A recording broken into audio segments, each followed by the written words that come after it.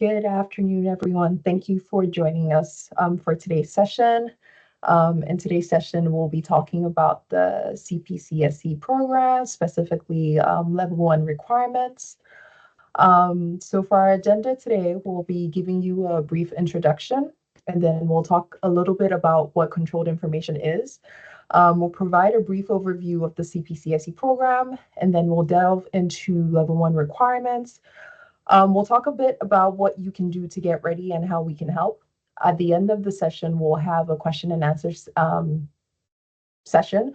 We ask that you keep your questions till the end of the session. And you can unmute your mic to say your question, or you can also put it in the chat box.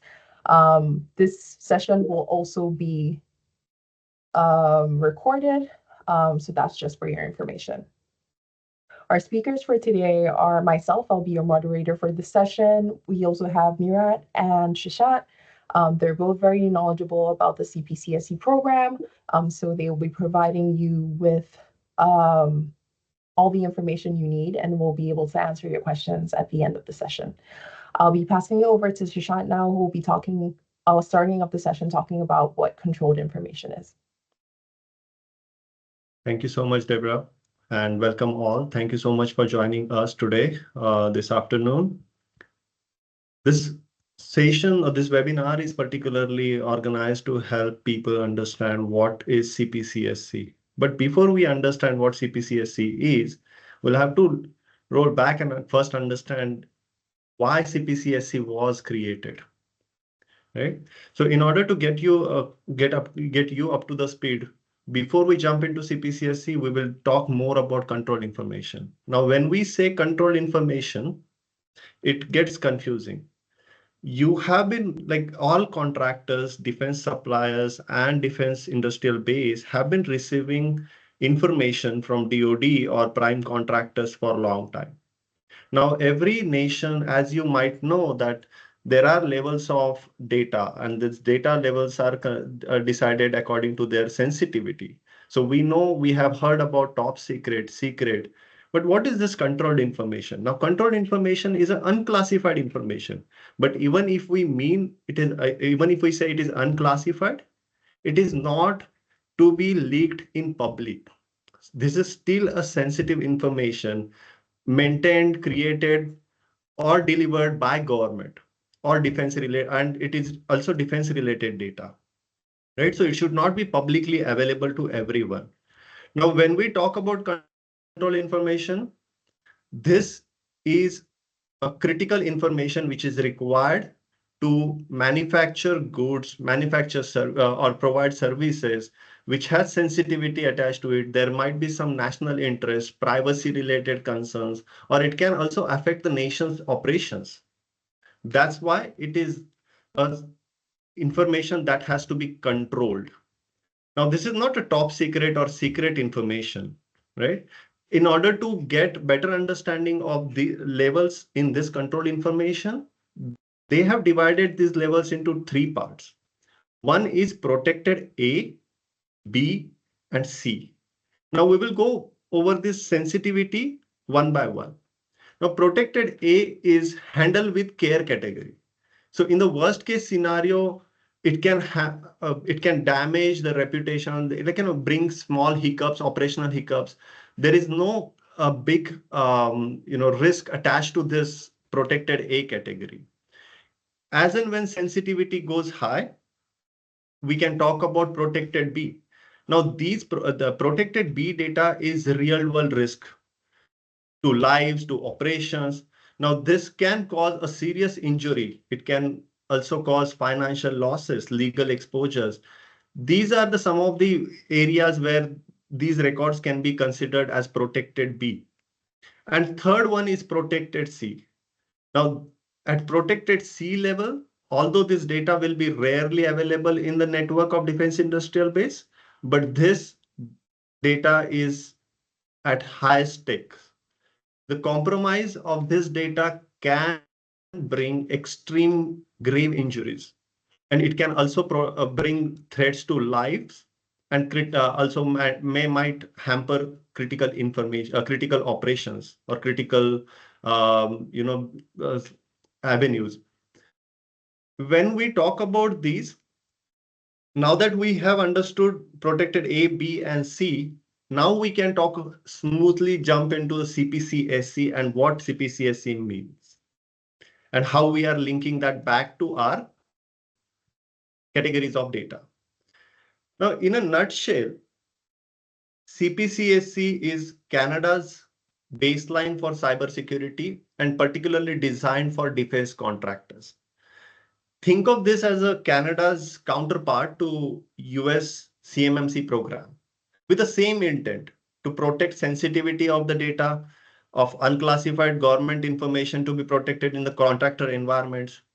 Now, what CPCSC does is it solves the problem of unclassified information being leaked in public. Now, if we roll back 5 years, 10 years, defense contractors have been receiving data for long. But when it comes to defense contractors' data being protected, all defense industrial base was approaching this security component or cybersecurity component individually at their as per their requirement or as per their understanding of cybersecurity. Now, in order to create a similar baseline or equal baseline for all contractors, we have created this CPCSC program. Now, what does CPCSC program do? The CPCSC program will map controls and onto the risk, depending on whether you are handling protected A category, protected B category, or protected C category. It will ask us to comply with certain levels. Now, in CPCSC, we have 3 levels, just like how we want to reciprocate it with CMMC. We are making sure that these levels are highly relatable to each other. Now, when it comes to CPC levels, let us try to understand what this level means. Now, who decides which level we have to go for? This cannot be done by contractors at their will. The contract language dictates the level of compliance required in this program. Some organizations who are handling protected A category, they might be asked to go for level 1. Some organizations who are at the protected B category, they might be asked to go for level 2. And it is said that level 2 is most common level that most of the organizations will need to comply with. Now let us talk about these levels one by one. When it comes to level 1, this is a lightest lift in the CPCSC program. Can we go back to previous slide, Deborah? Thank you. This level 1 is the lightest lift. Now, what is required in this level is self-assessment, and that at the annual level, annual frequency. Every year, contractors are expected to submit their scores and submit their assessment details or results to government. Now, when it comes to level 1, the requirements are very much simple. People who are managing your data, if they are like it asks you whether the access controls are in place, whether your patching mechanism is in active state, whether do you have backups in place or not. If you have multi-factor authentications enabled, there are some incident reporting requirements as well. But most of the things can be done in-house by few stakeholders involved in this program. When we jump to level 2, things get complicated. It is more demanding than level 1. And the control numbers, the number of controls which we need to comply with level 2 are around 110. And why I say 110? Because these levels are mapped onto NIST 800-171. And in reciprocal way, we have created ITSP 10171. That is a reciprocal standard document which we have created in CPCSC. Now for level 2, self-assessment is not sufficient. Self-assessment along with third-party third-party assessment is important. In level 2, we also have to collect a lot of evidences and monitoring mechanisms has to be in place. We at level 2, there will be expectations of providing evidences for all operations at multiple domains of cybersecurity. It can be your vulnerability management, it can be your account review, how you are encrypting the data, what type of suppliers you are getting data or you are sharing data with. Do you have logs in place? Is there any plan of action and milestones for cybersecurity related implementations in place? That these are some of the mandatory requirements. Now talking about level 3, this is like a most demanding level where national defense itself will conduct assessment against your infrastructure. These levels are supposedly in between 120 to 170. We are yet to formalize the numbers of controls required to comply with level 3. But mind this point, the level as level increases, the seriousness of the program increases. Multiple organizations will get involved in as level increases. Moving on to next slide. As I was mentioning earlier, CPCSC levels are highly relatable to CMMC levels. CMMC also has got 3 levels, CPCSC got 3 levels. And when it comes to mapping our requirements or certification level required is always dictated by RFP, and Department of National Defense led risk profile will dictate what level we might need to comply with. The goal is very simple. In both programs, we will be following up with, we will be working on CMMC. In both programs, we will be working with this document called NIST 800-171 or ITSP 810-171. Both of these documents will list down all required activities to be performed. But when it comes to CMMC, if an organization is in Canada, they are already complying with CPCSC. Let's assume this scenario. They should be readily compliable or readily available or readily complying with CMMC as well. That's how we are trying to come up with the levels. Now, CPCSC level 1 is highly linked with CMMC level 1. In CPCSC level 1, we will be looking at around 12 domains or 12 activities, critical activities. The numbers might change in CMMC, that is around 17, but the end goal is very much similar. But mind this, the documentations created for both programs can be reutilized. The activities performed for both programs can be reutilized in alternatively. When it comes to CMMC level 2, the NIST 800-171, there are around 110 controls, and the risk profile goes at the advanced level. The approach for verifying the level 2 in both programs is external assessment, third-party assessment. This cannot be done internally. The reassessment or the third-party assessment frequency can go triennially. But the prerequisite for this level is you have to already been complied with level 1. And when it comes to level 3, we will be going on external and the external assessment along with DoD assessment. When DND assessment, when we are performing DND assessment, deemed secure is the program which will be doing this assessment for us. Can we move on to next slide?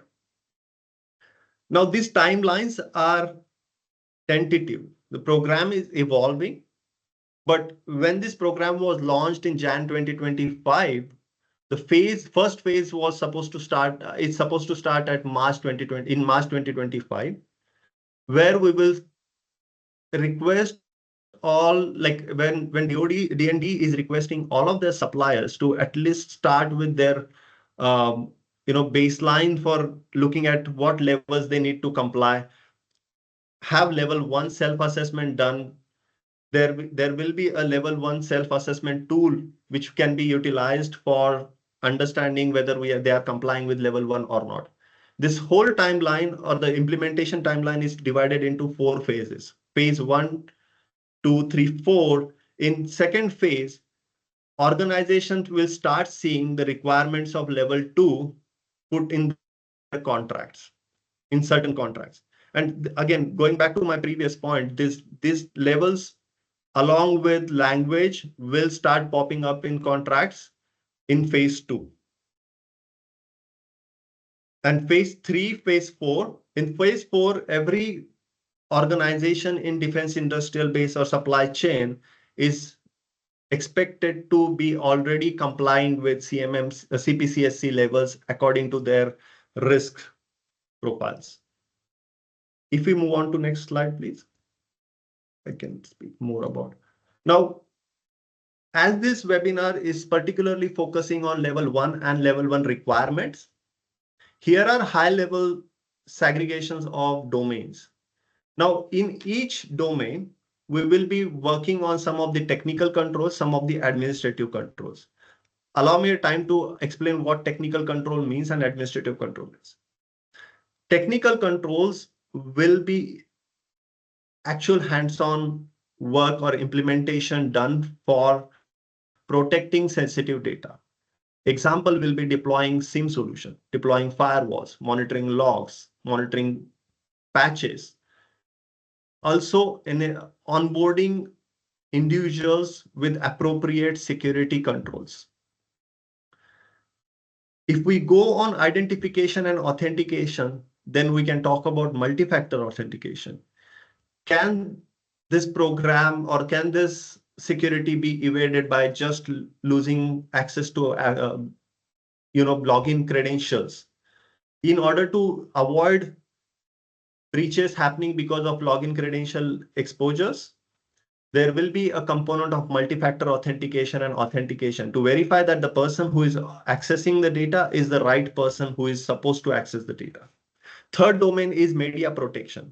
In media protection, how are we handling digital media such as USB drives, portable hard drives? Are we keeping this data in encrypted format? What type of controls are in place for encryption? And whenever I say control, these are activities. Physical protection. Is your physical location protected by, is your physical location monitored by CCTV? Is it giving access to authorized people? System communication protection talks about how we are managing our communication protocols. Are we using encryption controls while we are communicating with multiple systems or while we are communicating in network? System information and integrity. Do we have security patches involved? Do we have all controls which are talking about monitoring where data is flowing? Is there any type of breach which can be monitored, or is there any type of adversary activity happening in the environment? Next slide, please. These are we spoke about these levels and requirements. Now, when we talk about what can you do to get ready for level 1? Now, this is like more of a tactical conversation or practical conversation where we need to understand, although we are managing controlled information, CPCSC levels, which levels are required, how to go with this how to comply with this program, what are the steps we can take. So at a high level, we have created these 5 steps which we might need to follow in order to comply with level 1. It all starts with understanding what the requirement, which document or contract is expecting us to comply with what level or which level. Even if you do not find this, even if you do not find information about which level to comply with, maybe starting with level 1 is a good starting point. Understanding how we are monitoring or managing these 6 domains which we discussed earlier. Then, in order to understand where we stand in the program, we need to conduct a self-assessment. Now, this self-assessment is also called as gap analysis. Out of assuming 12 controls to be complied with, 12 controls are required to comply with level 1. Out of 10, how many controls are already already in place? What is the gap look like? What type of activities on the technologies, technical implementation side we need to do in order to comply with it? I was mentioning about administrative control, which point I couldn't cover earlier, but I'd like to cover it over here. When we are performing self-assessment, we also need to understand whether we have right people working on this program in order to take the accountability of this compliance. It also boils down to what are our HR policies, and all these are administrative controls. HR policies talks about offboarding, onboarding, provisioning, deprovisioning. It will also talk about what are the policies and procedures for work from home environment. So all these administrative controls are also considered in the self-assessment or gap analysis, right? Now, once we understand where we stand in the program, we might start with implementing necessary controls. Now, implementing necessary controls as per organization's ability is good. Once you reach to that point, you might consider engaging some external assessors who are coming from CMMC or CPCSC background, and they can help us at the understanding what are the things which we might be overlooking, how we can implement those, establishing the plan, internal plan for complying with this program of CPCSC.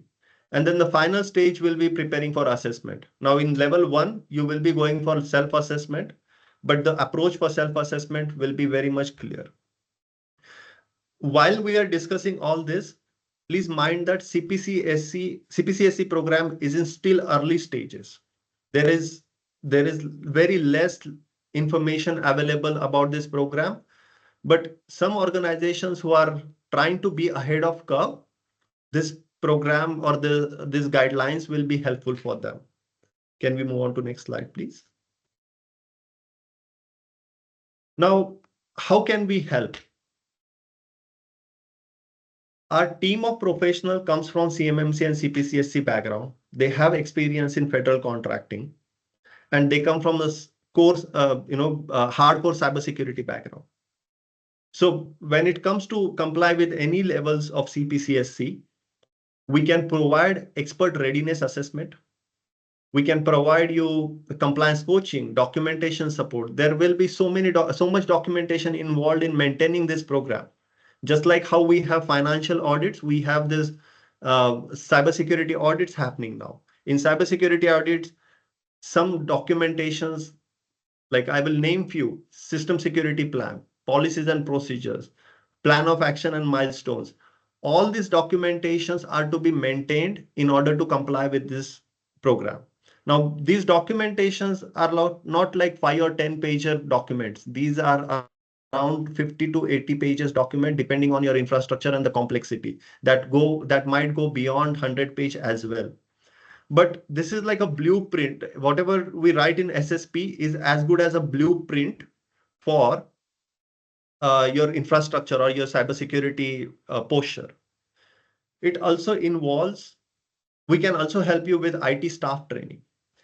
Organizations approaching this for the first time, if they are starting with level 0, I'll call it level 0 because that's where everybody will start if they have never looked at cybersecurity as a business challenge or business goal. Then IT staff training. Each individual needs to know what responsibility they bear in this program. Can they share tagged or marked information with anyone outside the organization? How to manage work on this data, where they should be storing this data. All this IT staff related training are also important. Also, and this involves the general staff awareness training as well, which will include how to not click on phishing email, how to not fall prey for online attacks out there. And we can also support you on ongoing advisory. So if you are already starting with a program or already in the program, feel free to reach out and we will be able to facilitate some of the guidance over here. Can we move on to next slide, please? All right, so that we're nearing the end of our session. Here are some resources that we think you'll find very helpful. The first one is the ITSP 10171. This is basically the Canadian adaptation of the NIST Special Publication 800-171. And then the second one is the actual NIST Special Publication 871, the revision 3. This is what I guess the Canadian program will be using. And then the third one is the NIST Special Publication 800-171A. The second one lists the requirements, and the third one actually lists assessment procedures you can use to make sure that the controls are in place and they're properly implemented. So next month, we're going to have a webinar on level 2. It's going to be in September. The exact date hasn't been decided yet, but you receive a notification through LinkedIn or by email by the end of the month. All right, so now we've gotten to the end of the session. Does anyone have any questions? We might look at the chat window to see if there is any question. Feel free to drop in any questions if you have.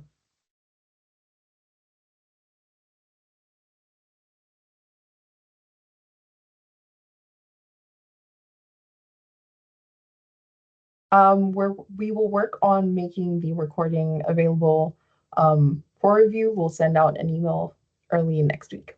I see one question talking about CUI and FCI. Andrew is asking about FCI. Now, FCI and CUI, these terminologies are particularly being utilized in CMMC program. We in Canada operate at different acronyms. We talk about CI, protected A, B, and C. FCI stands for Federal Contract Information. Now, Federal Contract Information can be considered as anything which talks about pricing, anything which talks about your nature of business, your PII data, everything comes under FCI. Mind this, there is no FCI category in CPCSC. We have protected A, B, and C. We operate in a different terminology. When we talk about CUI, their acronym is Controlled Unclassified Information, and we call it Controlled Information. So for CUI, and this is our way to relate both programs now. Controlled information, B and C will be considered as CUI in CMMC program. And FCI will be considered as protected A category in CPCSC program. I hope that clarifies your question.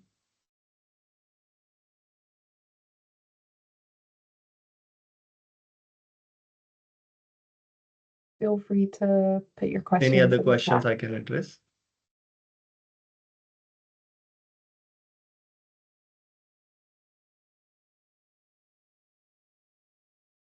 There's a question about elaborating DND's DIM secure role in this.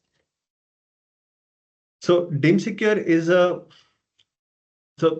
when we were talking about level 3, DIM secure will come in picture because the assessment being done has to be done by DND. The responsibility is taken up by DND. They need to make sure that the critical information that is protected C category that they are sharing with suppliers is being maintained and protected according to the requirement of CPCSC program. So that's where it is as good as a government assessment after third-party assessment.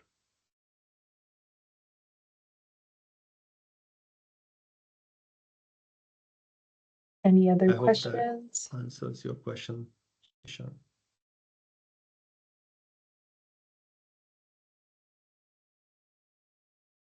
Yeah, in a reciprocal way, CMMC program level 3 assessments are directly done by DIPCAC, that's DoD's Department for Certification and Accreditation. If you have any other questions after our presentation today, I'll be sharing the presentation as well as the recording and contact information from Murat and Sushant, so you can reach out to them directly if any questions come to you after the session today.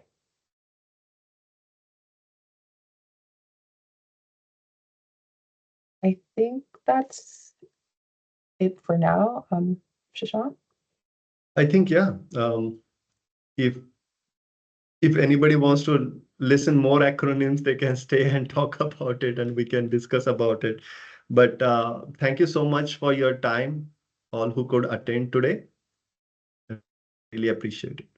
Thank you. We hope to see you next month for the level 2 webinar. Thank you. Bye. Bye. Take care.